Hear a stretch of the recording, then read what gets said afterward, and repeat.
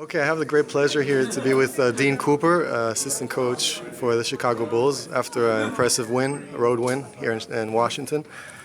So, Coach, tell us a bit about your long journey in the league. Take your time to guide us through where you've been. Well, it's been a long journey. Obviously, it started 20 years ago back in Houston with Coach Boylan with the Rockets and Rudy Tomjanovich, our head coach. I went there as a video guy / scout. Worked my way up to assistant coach. Rudy got sick, and then went over to the personnel side and stayed on the personnel side with the Rockets for 5 years. Worked my way up to being assistant GM. And some pretty good teams. Jeff Angundy was a coach, Rick Adelman, a lot of good teams. And I went back to the coaching side in Minnesota. I worked for Randy Whitman. Who was here at some point. Yeah, he was here in Washington. And then from there on to Portland with Nate McMillan. And then a second go-around with the Rockets when Kevin McHale was the coach. And then from there to Utah to coach the G League team and work with Quinn Snyder. And then to the Bulls. So it's been a full circle, 20 years for Jim and I. It's been 16 since we worked together. So Impressive. Which coach, in this long journey, or coaches, most strongly influenced you? Well, that's a great question. They all influenced me a lot. Probably Rudy had the biggest impact because he was my first coach in the NBA, So I always think there's like that paternal thing, and he and I are very close.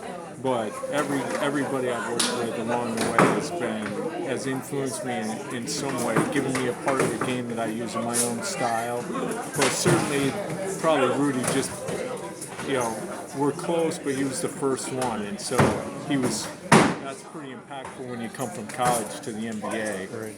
I mean, you're going to learn a lot, and obviously he had won 2 championships and a gold medal, and so it's a lot to learn. Yeah, celebrated. Yeah.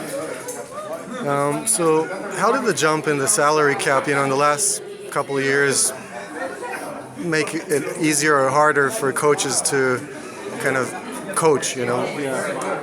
Well, if it's made it easier or harder, I think, the things about,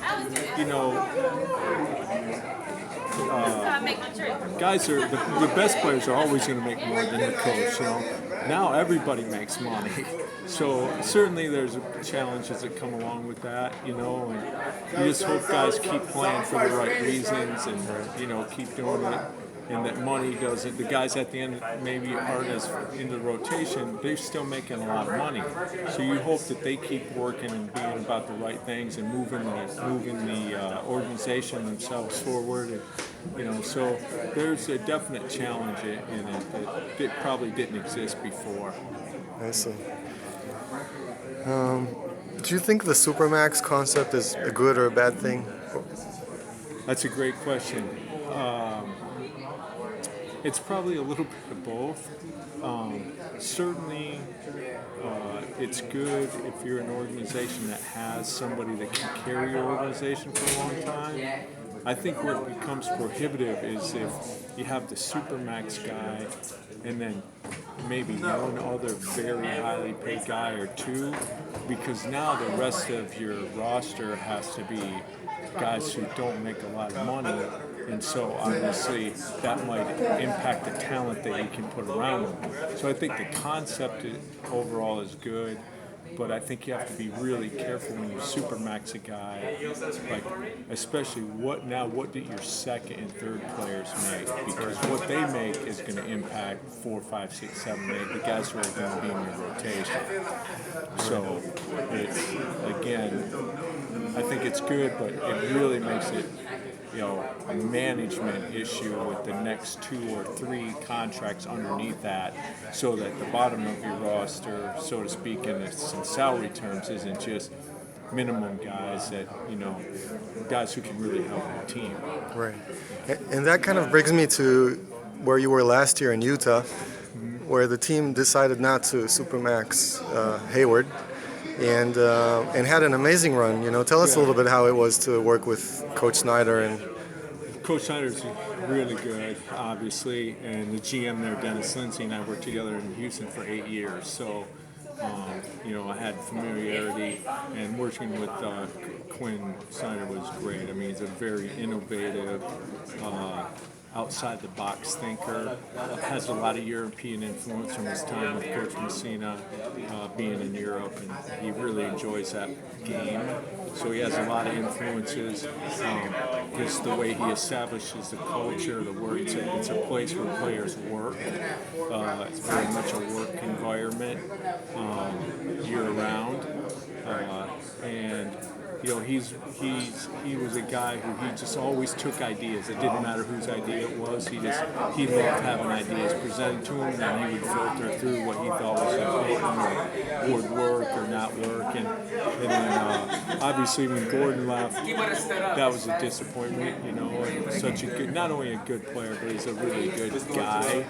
But then here comes Donovan, Right. And sort of obviously people knew he was good.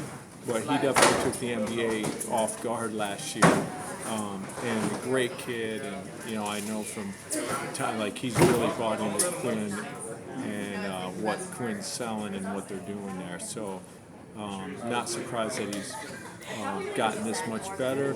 And now this year, obviously they're not sneaking up on people. He's not sneaking up on people, but they're going to find their way through whatever they're going through right now. I'm confident in that. But were you surprised by what Mitchell eventually showed us? Yeah, I'll be honest with you. In the draft prep, I didn't. I mean, like I said, I think everybody knew he was good, but to have that type of impact from where he was drafted and kind of what people saw him being, how fast it happened, I think was pretty phenomenal.